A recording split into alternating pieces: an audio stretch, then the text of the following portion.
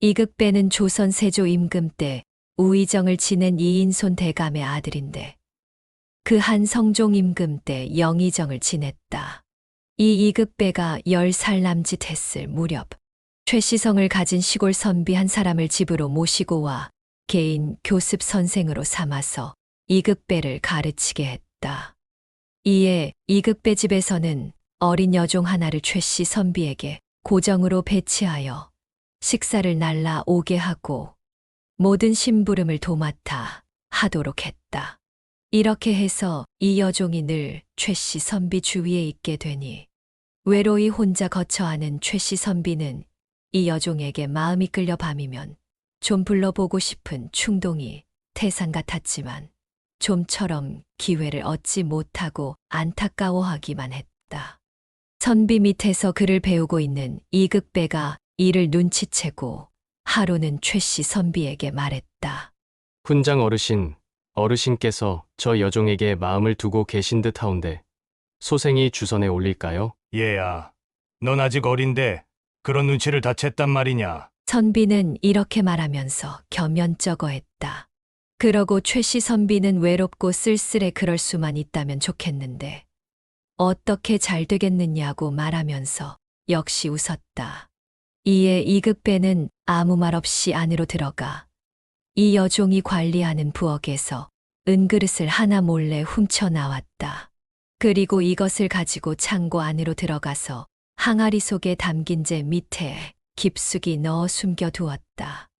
옛날에는 양잿물이나 빨래비누가 없었기 때문에 아궁이에서 나무가 타고 남은 재를 모아 잘 간수해 두었다가 빨래할 때에 이 재를 물에 풀어 빨래를 했다. 그래서 이 재를 모아서 항아리 속에 담아 창고 안에 넣어두고 사용했는데 그 항아리 안 재 속에 은그릇을 숨겼던 것이다. 이극배는 이렇게 해놓고 최씨 선비에게로 와서 이 사실을 알리고 앞으로의 계책을 선비에게 자세히 설명해 드렸다. 이튿날 집안에서는 그 여종이 은그릇 하나를 잃어버렸다고 소동이 벌어졌다. 여종이 은그릇을 아무리 찾아도 찾지 못하니 마침내 여종은 그 벌로 매를 맞아야 할 처지에 놓였고 이렇게 되니 여종은 사방으로 다니면서 점을 쳐보았지만 은그릇을 발견할 수가 없었다. 여종이 걱정을 하면서 울고 있을 때 이극배가 여종을 가만히 불러 이렇게 이르는 것이었다. 예, 내가 글을 배우고 있는 최씨 선비가 점을 매우 잘 친단다. 말하지 않아 아무도 모르고 있지만 사실 선비가 점을 치기만 하면 반드시 맞히니 너 울지 말고 최씨 선비에게 가서 점을 좀 쳐달라고 간곡하게 부탁해봐. 하고 가만히 귀띔해 주었다. 그리고 이 일은 아무에게도 말하지 말고 비밀로 하라고 단단히 일렀다. 이 말을 들은 여종은 눈이 번쩍 뜨여 당장 최씨 선비에게로 달려와 점을 쳐 은그릇을 꼭 찾아달라고 매달리다시피 애원했다.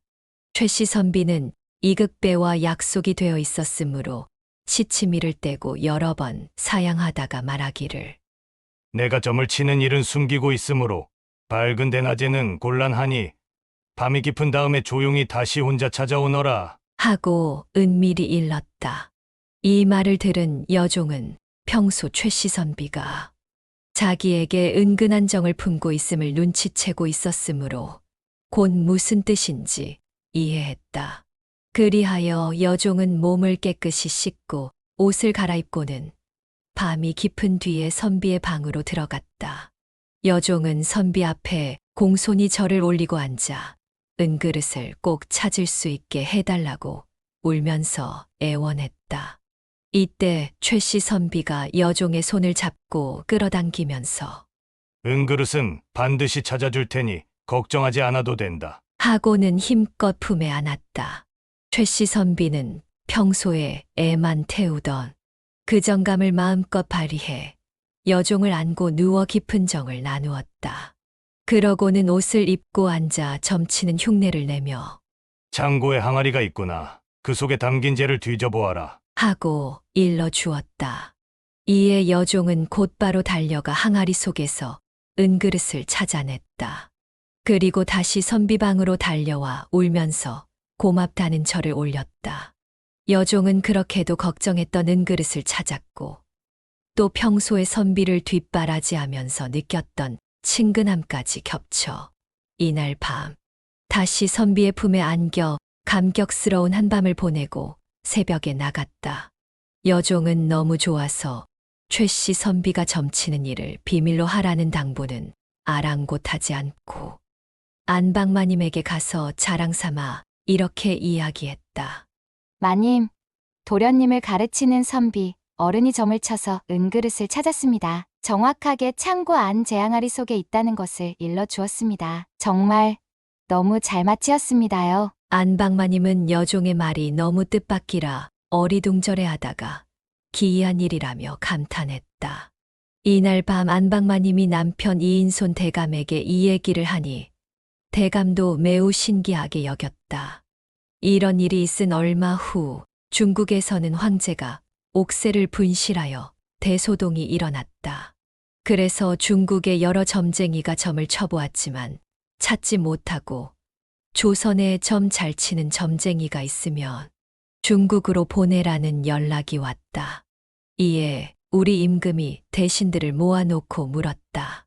우리나라에 잘 알아맞히는 점쟁이가 있으면 말해보시오. 예전아, 신이인손 아래옵나이다. 신의 집에 신의 자식을 가르치는 선비가 점을 매우 잘 치옵나이다. 임금의 물음에 이인손 대감이 이렇게 아뢰니 임금은 곧 최씨 선비를 중국에 보낼 수 있게 주선하라고 하명했다. 이렇게 되니 점을 칠 줄 모르는 최씨 선비는 이제 죽었다는 생각이 들었다.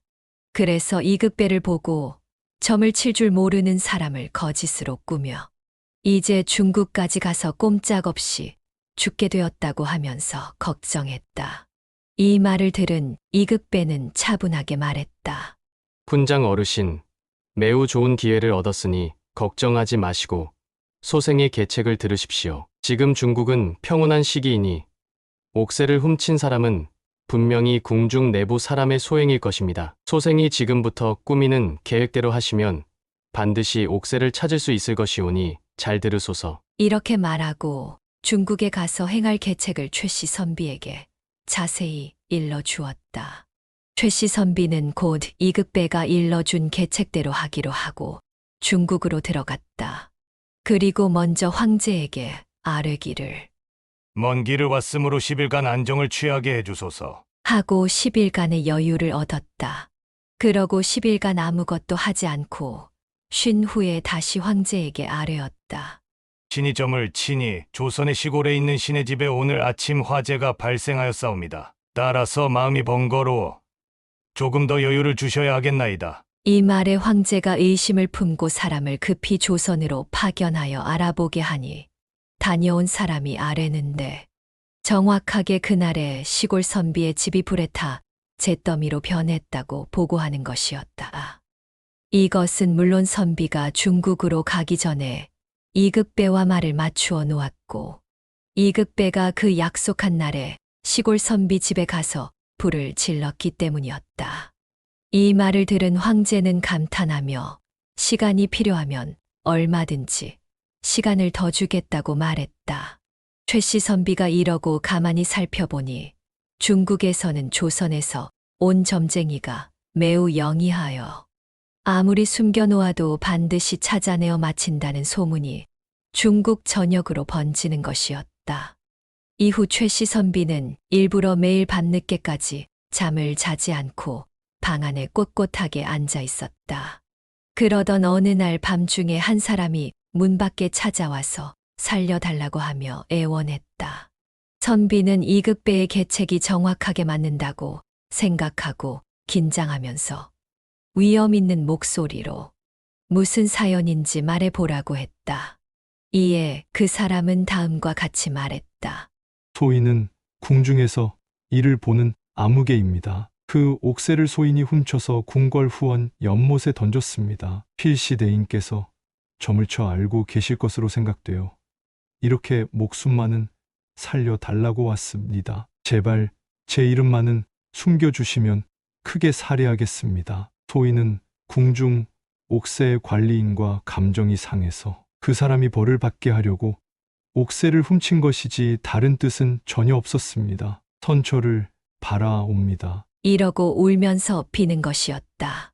이에 최씨 선비는 다 알고 있었다고 말하며 선처하겠으니 물러가 있으라고 해서 그 사람을 안심시켜 돌려보냈다. 본래 이극배가 이런 방법으로 하면 틀림없이 범인이 목숨을 구해달라고 자진해 찾아올 것이라 했는데 그 계책이 꼭 들어맞은 것이었다. 선비는 어린 이극배의 용이 주도한 계책에 감탄을 금할 수가 없었다.